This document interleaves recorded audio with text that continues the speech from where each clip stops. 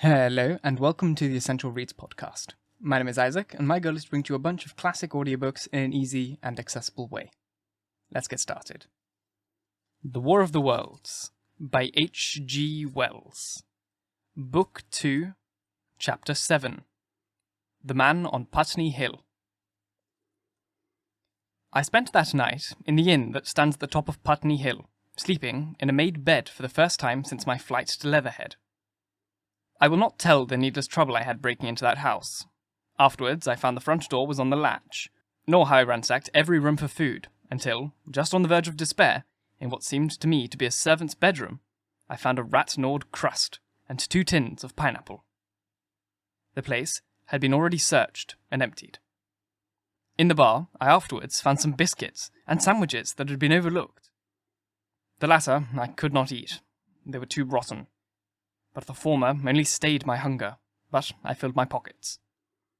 I lit no lamps, fearing some Martian might come beating that part of London for food in the night. Before I went to bed, I had an interval of restlessness, and prowled from window to window, peering out for some sign of these monsters. I slept little. In bed, I found myself thinking consecutively, a thing I do not remember having done since my last argument with the curate. During the intervening time, my mental condition had been a hurrying succession of vague emotional states, or a sort of stupid receptivity. But in the night, my brain, reinforced, I suppose, by the food I had eaten, grew clear again, and I thought. 3 things struggled for possession of my mind: the killing of the curate, the whereabouts of the Martians, and the possible fate of my wife. The former gave me no sensation of horror or remorse to recall. I saw it simply as a thing done. A memory indefinitely disagreeable, but quite without the quality of remorse. I saw myself then, as I see now, driven step by step towards that hasty blow, the creature of a sequence of absence, leading, inevitably, to that. I felt no condemnation, yet the memory, static, unprogressive, haunted me. In the silence of that night, with the sense of the nearness of God that sometimes comes into the stillness and darkness, I stood my trial, my only trial for that moment of wrath and fear. I retraced every step of our conversation from the moment when I had found him crouching beside me, heedless of my thirst, and pointing to the fire and the smoke that streamed up from the ruins of Weybridge. We had been incapable of cooperation. Grim chance had taken no heed of that. I had foreseen, should have left him at Halliford. But I did not foresee, and crime is to foresee and do. And I've set this down, as I've set all this story down, as it was. There was no witness. All these things I might have concealed. But I set it down, and the reader must form his judgment as he will. And when, by an effort, I had set aside that picture of a prostrate body, I faced the problem of the Martians and the fate of my wife. For the former, I had no data. I could imagine 100 things, and so unhappily I could for the latter. And suddenly, that night became terrible. I found myself sitting up in bed, staring at the dark. I found myself praying that the heat ray might have suddenly and painlessly struck her out of being. Since the night of my return from Leatherhead, I had not prayed. I had uttered prayers, fetish prayers, and prayed as heathens mutter charms when I was in extremity. But now I prayed indeed, pleading steadfastly and sanely, face to face with the darkness of God. Strange night. Strangest in this, that so soon as dawn had come, I, who had talked with God, crept out of the house like a rat leaving its hiding place. A creature scarcely larger, an inferior animal, a thing that for any passing whim of our masters might be hunted and killed. Perhaps they also prayed confidently to God. Surely, if we have learned nothing else, this war has taught us pity. Pity for those witless souls that suffer our dominion. The morning was bright and fine, and the eastern sky glowed pink, and it was fretted with little golden clouds. In the road that runs from the top of Putney Hill to Wimbledon was a number of poor vestiges of the panic torrent that must have poured Londonward on the Sunday night after the fighting began. There was a little two-wheeled cart inscribed with the name of Thomas Lobb, greengrocer, New Malden, with a smashed wheel and an abandoned tin trunk. There was a straw hat trampled into the now hardened mud, and, at the top of West Hill, a lot of blood-stained glass about the overturned water trough. My movements were languid, my plans of the vaguest. I had an idea of going to Leatherhead, though I knew that there could have been the poorest chance of finding my wife. Certainly, unless death had overtaken them suddenly, my cousins and she would have fled thence. But it seemed to me that I might find or learn there whither the Surrey people had fled. I knew I wanted to find my wife, that my heart ached for her and the world of men, but I had no clear idea how the finding might be done. I was also sharply aware now of my intense loneliness. From the corner I went, under the cover of a thicket of trees and bushes, to the edge of Wimbledon Common, stretching wide and far. Its dark expanse was lit by yellow gorse and broom. There was no red weed to be seen. And, as I prowled, hesitating on the verge of the open, the sun rose, flooding it all with light and vitality. I came upon a swarm of little frogs in a swampy place among the trees. I stopped to look at them, drawing a lesson from their stout resolve to live. And presently, turning suddenly, with an odd feeling of being watched, I beheld something crouching amid a clump of bushes. I stood regarding this. I made a step towards it, and it rose up and became a man armed with a cutlass. I approached him slowly. He stood silent and motionless, regarding me. As I drew nearer, I perceived he was dressed in clothes as dusty and filthy as my own.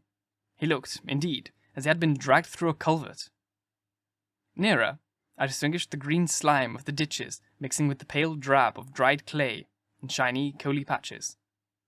His black hair fell over his eyes, and his face was dark and dirty and sunken, so that at first I did not recognize him. There was a red cut across the lower part of his face. "Stop!" he cried when I was within 10 yards of him, and I stopped. His voice was hoarse. "Where do you come from?" he said. I thought, surveying him. "I come from Mortlake," I said. "I was buried near the pit the Martians made about their cylinder. I have worked my way out and escaped." "There's no food about here," he said. "This is my country. All this hill, down the river, back to Clapham, and up to the edge of the common. There is only food for one. Which way are you going?" I answered slowly. "I don't know," I said. "I've been buried in the ruins of a house 13 or 14 days. I don't know what has happened." He looked at me, doubtfully, then started and looked with a changed expression. "I've no wish to stop about here," said I. "I think I shall go to Leatherhead, for my wife was there." He shot out a pointing finger. "It is you," said he, "the man from Woking. And you weren't killed at Weybridge." I recognized him at the same moment. "Are you the artilleryman who came into my garden?" "Good luck," he said. "We are lucky ones. Fancy you." He put out a hand, and I took it. "I caught up a drain," he said, "but they didn't kill everyone. And after they went away, I got off towards Walton, across the fields. But it's not 16 days altogether, and your hair is grey." He looked over his shoulder suddenly. "Only a rook," he said. "One gets to know that birds have shadows these days. This is a bit open. Let's crawl under those bushes and talk." "Have you seen any Martians?" I said. "Since I crawled out, they've gone away across London," he said. "I guess they got a bigger camp there. Of a night, and all over there, Hampstead way, the sky is alive with lights. It's like a great sea, and in the glare you can see 'em moving. By daylight you can't, but nearer, I haven't seen them." He counted on his fingers. 5 days. "Then I saw a couple across Hammersmith way, carrying something big, And the night before last. He stopped and spoke impressively. It was just a matter of light, but it was something in the air. I believe they've built a flying machine and are learning to fly. I stopped on hands and knees. We had come to the bushes. Fly? Yes, he said. Fly. I went on into a little bower and sat down. Is it all over with humanity? I said. If they can do that, they will simply go round the world. He nodded. They will. But it will relieve things over here a bit. And besides... He looked at me.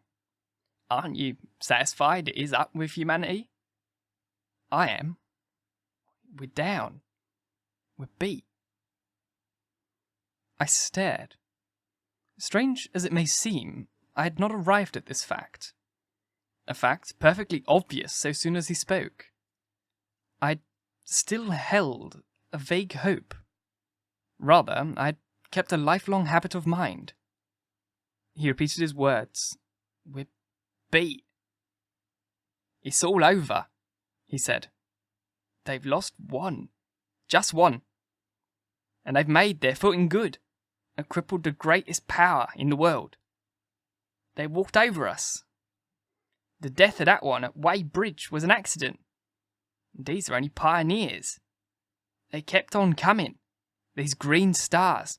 I've seen none these 5 or 6 days, but I doubt they're falling somewhere every night. Nothing's to be done. We're under. We're beat.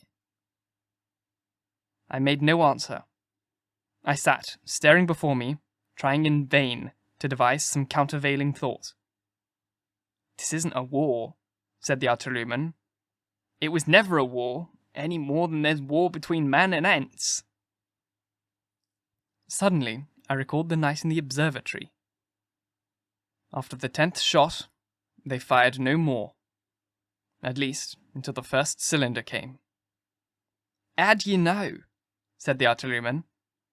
I explained. He thought. Something's wrong with the gun, he said. But what if there is? They'll get it right again. And even if there's a delay, how can it alter the end? It's just men and ants. There's the ants build their cities, live their lives, have their wars, revolutions, until the men want them out of the way. And then they go out of the way. That's what we are now. Just ants. Only, yes, I said. We're eatable ants. We looked at each other. We sat, looking at each other. And what will they do with us? I said. That's what I've been thinking. After Weybridge, I went south, thinking. I saw what was up. Most of the people were hard at it, squealing and exciting themselves. But I'm not so fond of squealing. I've been in sight of death once or twice. I'm not an ornamental soldier. And, at the best and worst, death is just death. And it's the man that keeps on thinking comes through. I saw everyone tracking away south. Says I, food won't last this way, and I turned right back. I went for the Martians, like a sparrow goes for men. All round. He waved his hand to the horizon. They're starving in heaps, bolting, treading on each other. He saw my face, and halted awkwardly. No doubt lots who had money have gone away to France, he said. He seemed to hesitate whether to apologise, and met my eyes, and went on. There's food all about here.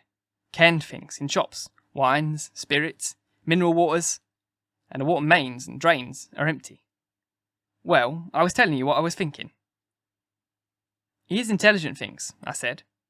And, it seems, they only want us for food. First, they'll smash us up. Ships, machines, guns, cities. All order and organisation. That'll all go. If we were the size of ants, we might pull through. But we're not. It's all too bulky to stop. That's the first certainty, eh? I assented. It is. I thought it out. Very well then. Next, at present, we're caught as we're wanted. A Martian has only to go a few miles to get a crowd on the run. And I saw one, one day, out by Wandsworth, picking houses to pieces and rooting among the wreckage. But they won't keep on doing that.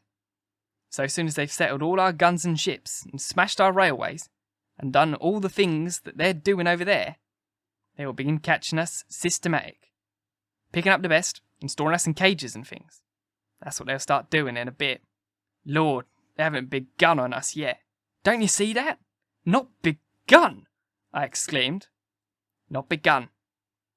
All that's happened so far is through our not having the sense to keep quiet, worrying them with guns and such foolery, and losing our heads and rushing off in crowds to where there wasn't any more safety than where we were. They don't want to bother us yet. They're making their things, making all their things they couldn't bring with them, getting things ready for the rest of their people. Very likely that's why the cylinders have stopped for a bit, for fear of hitting those who are here. And instead of rushing about blind on the how, or getting dynamite on the chance of busting them up, we've got to fix ourselves up according to their new state of affairs. That's how I figure it out. It isn't quite according to what man wants for his species, but it's about what the facts point to. And that's the principle I acted upon. Cities, nations, civilizations, progress. It's all over. That game's up. We're beat. But if that's so, what is there to live for?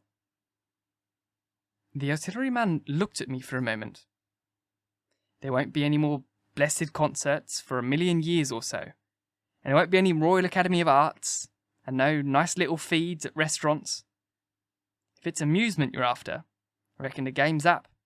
If you've got any drawing room manners, or dislike to eating peas with a knife, or dropping etchies, you better chuck 'em away. There ain't no further use. You mean, I mean, that men like me are going on living for the sake of the breed. I tell you, I'm grim set of living. And if I'm not mistaken, you'll show what insides you've got, too, before long. We aren't going to be exterminated, and they don't mean to be caught up, either, and tamed and fattened, and bred like a thundering ox. Ugh. Fancy those creepers. You don't mean to say? I do. I'm going on, under their feet. I've got it planned. I've thought it out. We men are beat. We don't know enough. We've got to learn before we got a chance. And we've got to live and keep independent while we learn. See? I stared, astonished, and stirred profoundly by the man's resolution. Great God, cried I. But you are a man indeed. And suddenly I gripped his hand. Eh? He said, with his eyes shining. I thought it out, eh? Go on, I said. Well, those who mean to escape their catching must get ready. I'm getting ready. Mind you, it isn't all of us that are made for wild beasts. And that's what it's got to be. That's why I watched you. I had my doubts. You're slender. I didn't know that it was you see. Or just how you'd been buried. All these, the sorts of people that lived in these houses, all those damn little clerks that used to live down that way, they'd be no good. They haven't any spirit in them. No proud dreams, no proud lust. And a man who hasn't one or the other, Lord, what is he but funk and precautions? They just used to skedaddle off to work. I've seen hundreds of them, bit off breakfast in hand, running wild and shining to catch their little season ticket train. For fear they'd get dismissed if they didn't. Working at businesses they were afraid to take the trouble to understand. Skedaddling back for fear they wouldn't be in time for dinner. Keeping indoors after dinner for fear of the back streets. And sleeping with the wives they married. Not because they wanted them, but because they had a bit of money that would make for safety in their one little miserable skedaddling through the world. Lives insured and a bit invested for fear of accidents. And on Sundays, fear of the year after. And if hell was built for rabbits, well, the Martians will be a godsend to these. Nice, roomy cages, fattening food, careful breeding, no worry. After a week or so, chasing about the field, and lands on empty stomach, they'll come and be caught cheerful. They'll be quite glad for a bit. They'll wonder what people did before there were Martians to take care of them. And the bar loafers, and mashers, and singers, I can imagine them, he said, with a sort of sombre gratification. There'll be about any amount of sentiment and religion loose among them. There's hundreds of things I saw with my eyes that I only begun to see clearly these last few days. There's lots will take things as they are, fat and stupid, and lots will be worried by sort of feelings that it's all wrong, that they ought to be doing something. Now, whenever things are so that a lot of people feel they ought to be doing something, the weak, and those who go weak with a lot of complicated thinking, always make for a sort of do-nothing religion, very pious and superior, and submit to persecution and the will of the Lord. It's energy in a gale of funk, and turned clean inside out. These cages will be full of psalms and hymns and piety. And those of a less simple sort will work in a bit of, what is it, eroticism? He paused.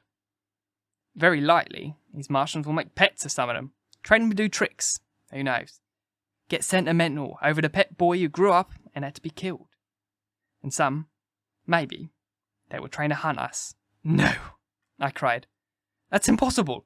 No human being. What's the good of going on with such lies? Said the artilleryman. There's men who do it cheerful. What nonsense to pretend it isn't. And I succumbed to his conviction. If they come after me, he said, Lord, if they come after me, and subsided into a grim meditation. I sat, contemplating these things. I could find nothing to bring against this man's reasoning. In the days before the invasion, no one would have questioned my intellectual superiority to his. I, a professed and recognised writer on philosophical themes, and he, a common soldier. And yet he had already formulated a situation I had scarcely realised. What are you doing? I said presently. What plans have you made? He hesitated. Well, it's like this, he said. What have we to do? We have to invent a sort of life where men can live and breed and be sufficiently secure to bring up children. Yes. Wait a bit, I'll make it clearer what I think ought to be done. The tame ones will go like all tame beasts. In a few generations they'll be big, beautiful, rich-blooded, stupid. Rubbish. The risk is that we who keep wild will go savage. Degenerate into a sort of big, savage rat. You see, how I mean to live is underground. I've been thinking about the drains. Of course, those who don't know the drains think horrible things. But under this London are miles and miles, hundreds of miles. And a few days' rain, and London empty, will leave them sweet and clean. The main drains are big enough, and airy enough for anyone. And then there's cellars, vaults, stores, for which bolting passages may be made into the drains. And the railway tunnels, and subways. Hey? You begin to see. And we form a band, able-bodied, clear-minded men. We're not going to pick up any rubbish that drifts in. Weaklings go out. As you mean you want me to go? Well, I parleyed, didn't I? We won't quarrel about that. Go on. Those who stop, obey orders. Able-bodied, clear-minded women we want also. Mothers and teachers. No lackadaisical ladies. No blasted rolling eyes. We can't have any weak or silly. Life is real again. And the useless and cumbersome and mischievous have to die. They ought to die. They ought to be willing to die. It's sort of disloyalty, after all, to live and taint the race. And they can't be happy. Moreover, dying's none so dreadful. It's the funking makes it bad. And in all those places we shall gather. Our district will be London. And we may even be able to keep a watch and run about in the open when the Martians keep away. Play cricket, perhaps. That's how we shall save the race. Nay, it's a possible thing. But saving the race is nothing in itself. As I say, that's only being rats. It's saving our knowledge and adding to it, that's the thing.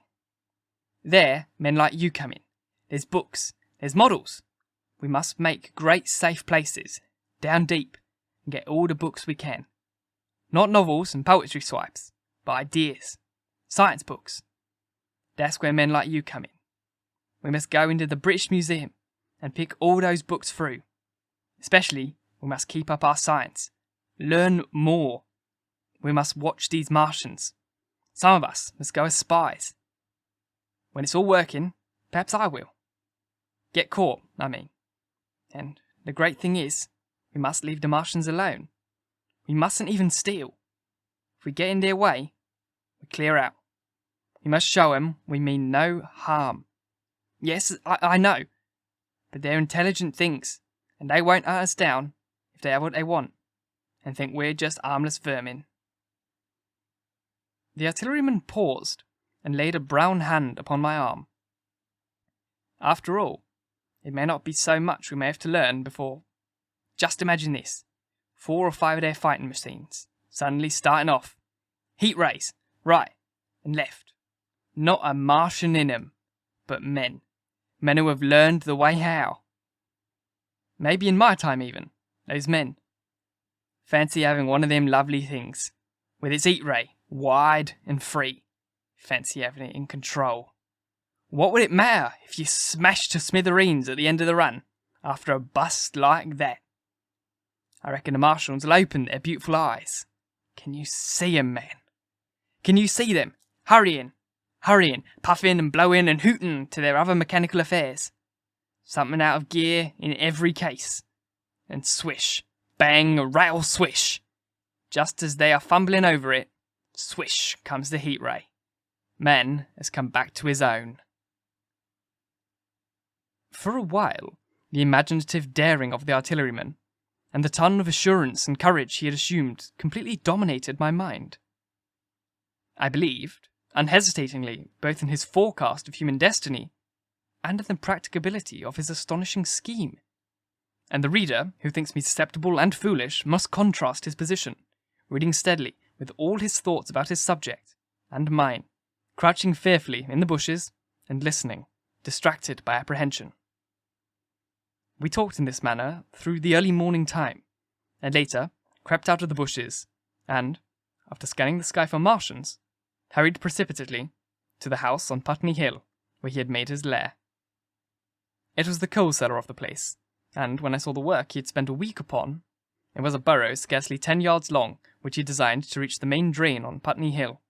I had my first inkling of the gulf between his dream and his powers. Such a hole I could have dug in a day. But I believed him sufficiently to work with him all that morning until past midday at his digging. We had a garden barrow and shot the earth we removed against the kitchen range.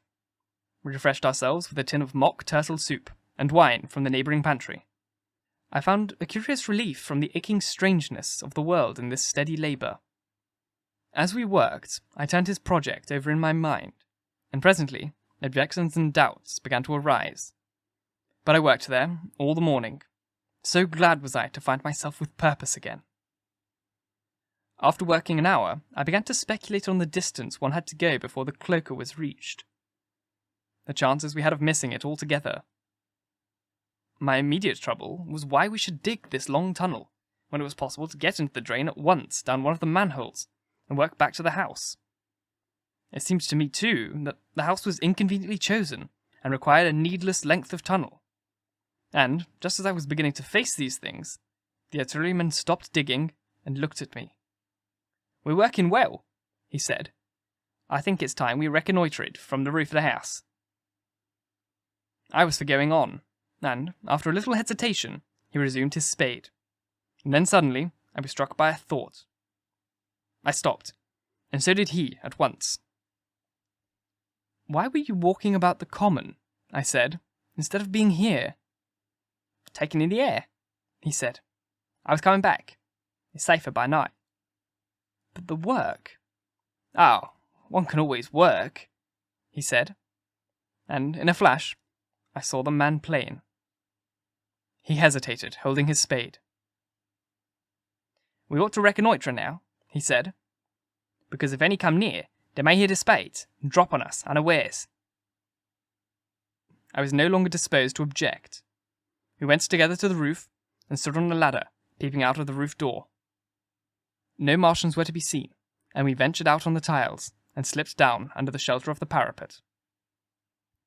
From this position, a shrubbery hid the greater portion of Putney, but we could see the river below, a bubbly mass of red weed, and the low parts of Lambeth flooded and red.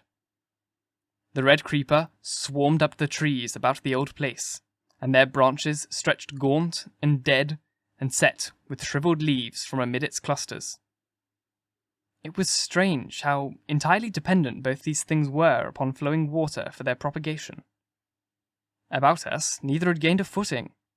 Laburnums, pink maize, snowballs, and trees of arbor vitae rose out of laurels, and hydrangeas, green and brilliant into the sunlight.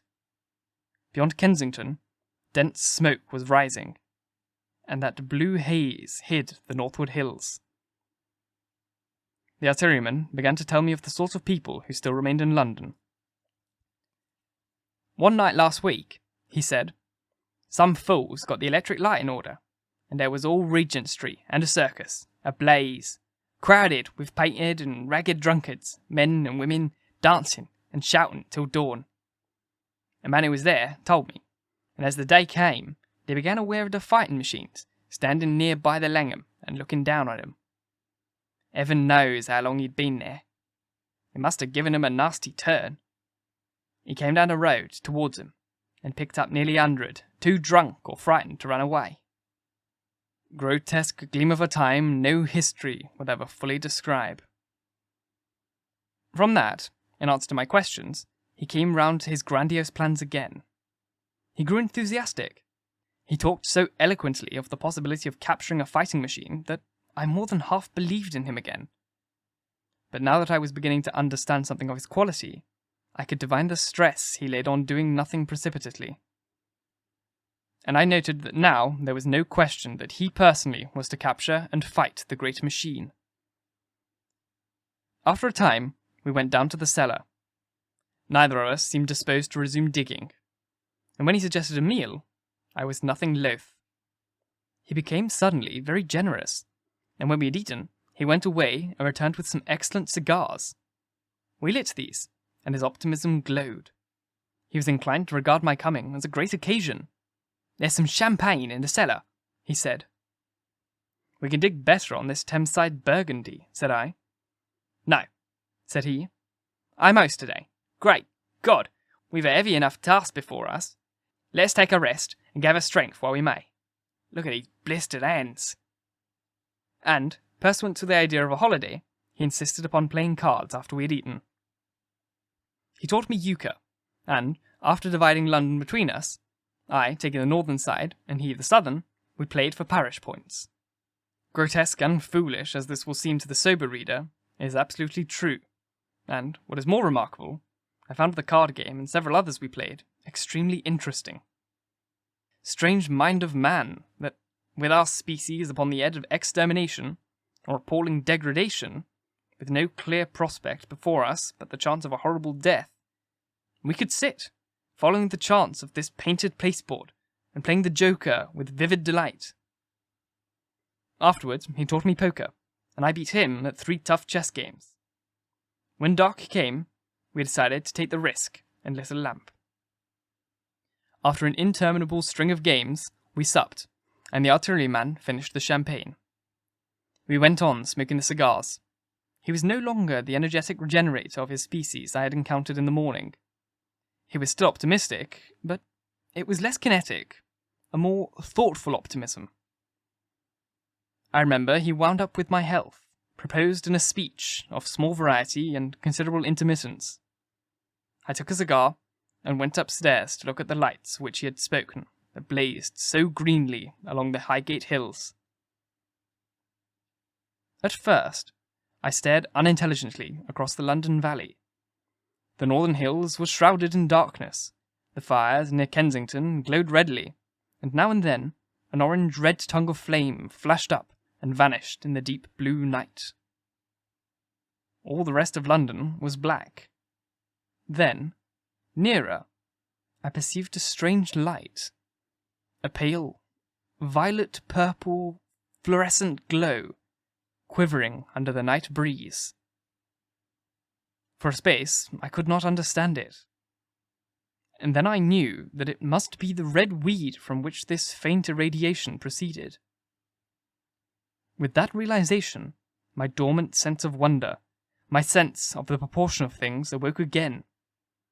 I glanced from that to Mars, red and clear, glowing high in the west, and then gazed long and earnestly at the darkness of Hampstead and Highgate.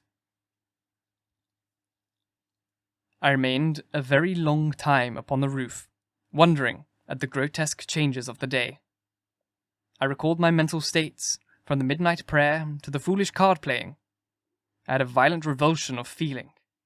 I remember I flung away the cigar with a certain wasteful symbolism. My folly came to me with a glaring exaggeration. I seemed a traitor to my wife and to my kind. I was filled with morose. I resolved to leave this strange, undisciplined dreamer of great things to his drink and gluttony, and to go into London. There, it seemed to me, I had the best chance of learning what the Martians and my fellow men were doing. I was still upon the roof when the late moon rose. Thank you so very much for listening. If you enjoyed, please like, comment, share, all that jazz. And if you really enjoyed, do subscribe because there's more to come. And if you're listening on podcast, please leave a review. It would mean a lot to me. I'd love to read it, and it would help me get this in front of as many people as possible. And if you really want to support me, go to my Patreon. The link is in the description box.